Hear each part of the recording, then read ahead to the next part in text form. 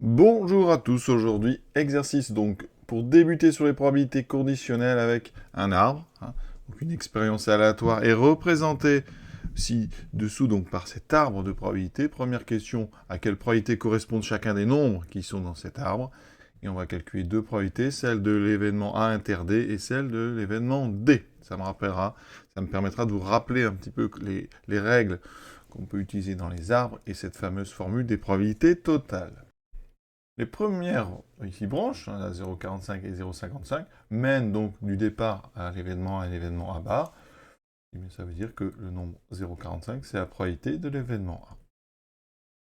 Ensuite, 0,55, ça sera la probabilité de l'événement A bar. Donc le contraire de A. Vous remarquez que la somme des deux vaut 1, c'est normal. C'est la première règle dans les arbres. La somme des probabilités des branches issues d'un même nœud. Donc ici, un nœud, c'est ceci par exemple. Eh bien, il y a deux branches ici qui partent de ce nœud, donc la somme doit faire 1. Et vous aurez ça exactement à chaque nœud dans un arbre, et après, on a bien la somme toujours qui vaut 1. Donc ça, c'est la première règle des arbres. Ensuite, dans les arbres, on pourrait appeler des sous-branches ici. On est sur le deuxième niveau. Et donc ces sous-branches, elles correspondent à des probabilités conditionnelles. Par exemple, celle du haut, c'est une branche qui relie le nœud A, donc l'événement A, et au nœud D. D'accord? Ça veut dire que vous avez déjà la réalisation de A, puisqu'on est arrivé ici, et ça va donc être la probabilité que D se réalise, sachant que A est déjà réalisé. Donc c'est tout simplement la probabilité de D, mais sachant que A s'est réalisé, donc c'est P de D, sachant avec un petit a ici. Et ça vaut 0,02.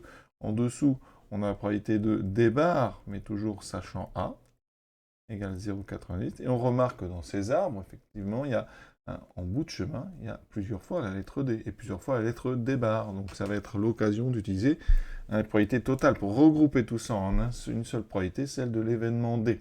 Donc, en dessous, on a un 0,03 qui correspond aussi à l'événement D. Mais c'est la probabilité de D, sachant que vous avez emprunté le chemin du bas, c'est-à-dire sachant A bar. 0,03. Et P de D bar pour le dernier, sachant A bar, c'est 0,97. Je vous rappellerai donc bien que les branches de deuxième niveau ici, eh bien, ce sont des branches qui correspondent à des probabilités conditionnelles. Deuxième question, la probabilité de, ici, A inter D. Donc, ça veut dire qu'on va parcourir un chemin qui passe par A, puis par D dans cet arbre. Donc, c'est ce chemin qui est ici en haut.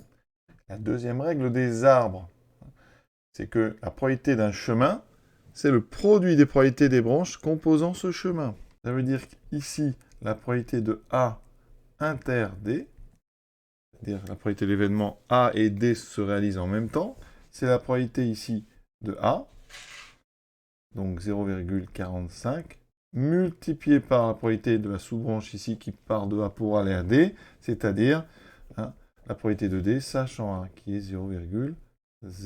Donc on fait ce produit, ça fera ici donc 0,0, ici 0,09. Ça me permet de vous rappeler ici, vous voyez, en divisant par P de A, que la probabilité de D, sachant A, c'est la probabilité de l'intersection sur la probabilité de la condition. D'accord? P de D, sachant A, vous avez l'intersection en haut, la condition en bas. Petit rappel. Troisième question, et troisième formule qui sert dans les arbres. Ici, ça va être ce qu'on appelle la formule des probabilités totales. Dit simplement, la probabilité d'un événement, c'est la somme des probabilités des chemins conduisant à cet événement. Donc ici, l'événement D, vous voyez, il est coupé en deux. Donc il va falloir calculer la probabilité du chemin qui mène à D ici, et la probabilité de l'autre chemin qui mène à D, c'est-à-dire celui-ci. Ça veut dire que la probabilité de D elle va être coupée en deux. La probabilité de A inter D, ça c'est le chemin du haut, plus la probabilité de A bar inter D, ça c'est le chemin ici en vert. Par exemple, dans le livre Hyperbole, on trouve la propriété suivante. Sur un arbre pondéré, la probabilité d'un événement D écrit à plusieurs extrémités du dernier niveau de branche, donc c'est ces deux D qui sont ici, en deuxième niveau, c'est la somme des probabilités des chemins qui conduisent à D. Et cette propriété, elle est connue sous le nom de formule des probabilités totales. Donc quand vous l'utilisez, je vous conseille, vous écrivez juste avant, avec la formule des probabilités totales, P de D égale P de A inter D plus P de A bar inter D. On va donc réutiliser ce qu'on a déjà fait, P de A inter D, on avait dit, hein, c'est P2A fois P2D sachant A, on avait trouvé 0,09. Il me reste P2A bar inter-D, donc c'est le chemin envers. Donc je passe d'abord par A bar, multiplié par la probabilité de la branche qui va de A bar à D, c'est-à-dire P2D sachant A bar. Et donc ça donne 0,009 plus 0,55 fois 0,03.